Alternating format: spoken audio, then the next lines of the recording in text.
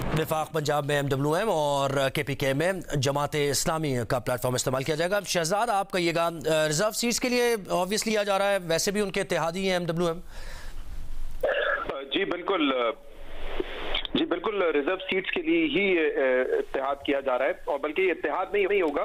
Basically अगर तहरीक इंसाफ के जो आजाद उम्मीदवार जीते हैं और वो ये ख्वाहिशमंद है कि उनके कोटा के हिसाब से उनको रिजर्व सीट्स मिले, तो उनको किसी पार्टी की छतरी की जरूरत है। तो ये जो बात की आज रऊफ हसन साहब ने कि पंजाब और वफाक में हम हुकूमत बनाने की कोशिश करेंगे, तो जितने भी PTI के आजाद उम्मीदवार जीते हैं वो MWM में उनको शामिल होना पड़ेगा। जब वो शामिल होंगे तो रिजर्व सीट्स मिल जाएंगी, और जो रिजर्व सीट्स मिलेंगी वो भी MWM के नाम के तले मिलेंगी।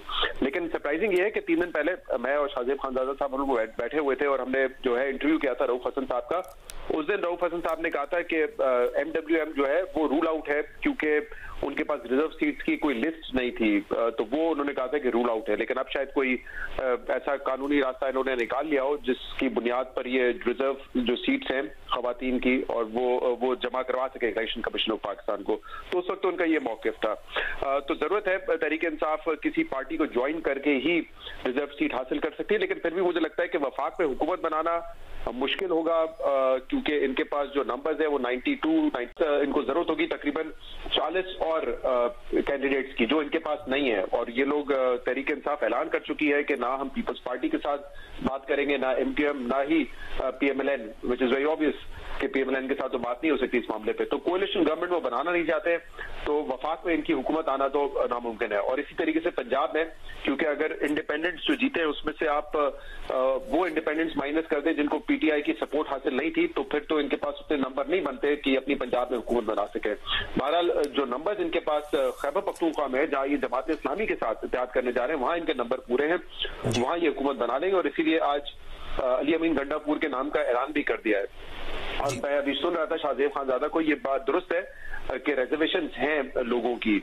आप सिर्फ, मैं तो पिछले चंद दिनों से देख रहा हूँ आतिफ खान साहब, जिनको नेशनल असेंबली का टिकट मिला, वो इलेक्शन जीते भी हैं, वो 2018 में भी ख्वाहिशमंद थे कि उनको चीफ मिनिस्टर बनाया जाए। बड़े स्ट्रॉन्ग कैंडिडेट थे, लेकिन परवेज खटक के साथ इख्तलाफात की वजह से उनको नहीं बनाया गया था, और इस मरतबा उनको कौमी असेंबली का टिकट दिया है। आप पिछले 3-4 रोज के उनके ट्वीट्स उठा के देख लें, वो कंसिस्टेंटली ये कह रहे हैं कि खैबर पख्तूनख्वा को एक अच्छे चीफ मिनिस्टर की जरूरत है, क्योंकि जो गेम्स थे 2013 से 18 उनके मुताबिक महमूद खान की वजह से उसमें वो गेम्स काफी हद तक लूज किए तहरीक इंसाफ ने। तो वो कहते हैं स्ट्रॉन्ग एक CM की जरूरत है जो कि परफॉर्म कर सके, लोगों के मसाइल हल कर सके।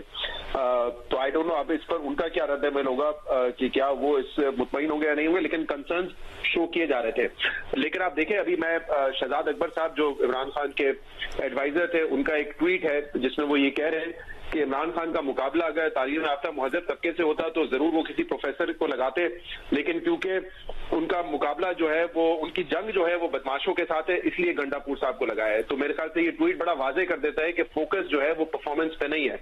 और खुद शहजाद अकबर साहब का ट्वीट ये वाजे कर रहा है कि वो कह रहे हैं कि जंग लड़नी है, बदमाशों से लड़नी है, इसलिए लगाया गया है। और ऐसा लग रहा है जो परफॉर्मेंस का पहलू है उसको सेकेंडरी रखा गया है। देखिए, आप सियासत करते हैं, आप नैरेटिव बनाते हैं, और पाकिस्तान की सियासत तो हमने देखा है कि इसका बहुत अब अमल दखल है कि आपका बयानिया क्या है।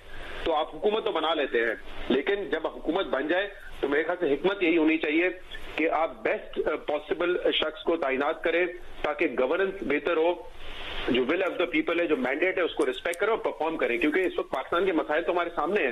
तो अगर आपको हुकूमत मिल चुकी है, आपने सियासी नैरेटिव बनाया, हुकूमत मिल गई, आगे का अमल ये होना चाहिए कि आप परफॉर्म करें, डिलीवरी दिखाएं, और उसके लिए बेस्ट पॉसिबल कैंडिडेट होना चाहिए। ऐसा लगता है तहरीक इंसाफ माजी की गलतियों से नहीं सीखी। उस्मान बुज़दार साहब पॉलिटिकली भी वीक थे, गवर्नेंस वाइज भी वीक थे। लाहौर में उनकी परफॉर्मेंस जो है वो देखी, पंजाब में आपने देखी, वो काबिल तारीफ कहीं से भी नहीं थी। महमूद खान पे उनकी अपनी पार्टी जो है वो तनकीद करती रही, और उस वक्त ये मंतक दी जाती थी कि अगर इन लोगों को बनाया तो पार्टी में डिफरेंसेस हो जाएंगे, किसी और को बनाया। लेकिन फिर भी आपने देखा कि जो है ना तो पंजाब में